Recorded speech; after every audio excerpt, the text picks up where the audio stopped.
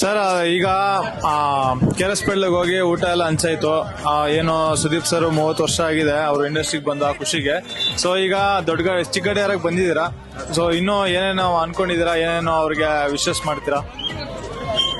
Sir, ಇವತ್ತು ನಮ್ಮ ಅಭಿನಯ ಚಕ್ರವರ್ತಿ ಕಿಚ್ಚ ಸುದೀಪಣ್ಣ ಅವರು ಚಲನಚಿತ್ರ, ನಮ್ಮ ಕನ್ನಡ ಚಲನಚಿತ್ರರಂಗಕ್ಕೆ ಪಾದಾರ್ಪಣೆ ಮಾಡಿ 30 ವರ್ಷಕ್ಕೆ ಕಾಲಿಡ್ತಾ ಇದ್ದಾರೆ.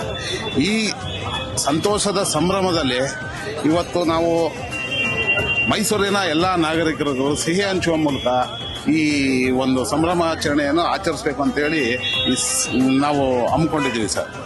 ಹಾಗೆ ಈಗ ನೀವು ನೋಡ್ದಂಗೆನೆ ಅನ್ನದಾನ ಮಹಾದಾನ ಅಂತ ಒಂದು ಸ್ಲೋಗನ್ಗೆ ನಾವು ಸಣ್ಣದಾಗಿ ಏನು ಮಾಡಬೇಕಿತ್ತೋ ಅಣ್ಣನ ಹೆಸರಲ್ಲಿ ಎಷ್ಟು ಮಾಡಬೇಕೋ ಅಷ್ಟು ಕೂಡ ನಾವು ಮಾಡಿದ್ದೀವಿ. ಈಗ ಸಿಹಿ ಹಂಚ ಕಾರ್ಯಕ್ರಮನೂ ಇಟ್ಕೊಂಡಿದ್ದೀವಿ ಅಣ್ಣನಿಗೋಸ್ಕರ ಸರ್. ಈಗ ಮ್ಯಾಂಗೋ ಪಚ್ಚ ರಿಲೀಸ್ ಆಗ್ತಿದೆ. ಸೊ ಅವ್ರಿಗೂ ಕೂಡ ಏನ್ ವಿಶೇಷ ಮಾಡ್ತೀರಾ ನೀವು?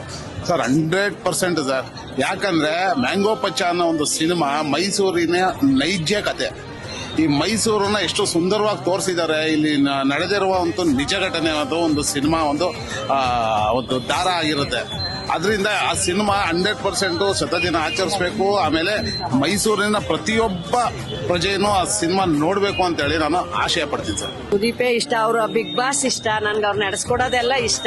ಅವ್ರ ವ್ಯಕ್ತಿತ್ವ ಅಂತೂ ತುಂಬಾ, ಅವ್ರು ನೋಡೆಲ್ಲ ಅನುಸರಣೆ ಮಾಡ್ಬಿಟ್ರೆ ದೇಶದಲ್ಲಿ ಇದೇ ಇರೋದಿಲ್ಲ ಮಗ. ದೇವ್ರ ಅವ್ರಿಗೆ ಚೆನ್ನಾಗಿ ಆಯಸ್ಸು ಆರೋಗ್ಯ ಕೊಟ್ಟು ಅವ್ರ ಮಗಳು ಸಾನ್ವಿನ ಚೆನ್ನಾಗಿ ಕಾಪಾಡ್ಲಿ ಕಣಪ್ಪ ದೇವ್ರು.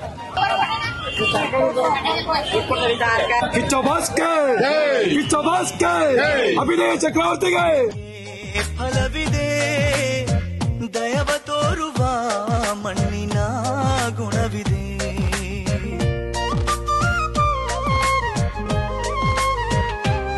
ಸಾವಿನ ಸುಳಿಯಲಿ ಸಿಲುಕಿದ ಅಭಿನಯ ಚಕ್ರವರ್ತಿ ಕಿಚ್ಚ ಭಾಸ್ಕರ್, ಅಭಿನಯ ಚಕ್ರವರ್ತಿಗೆ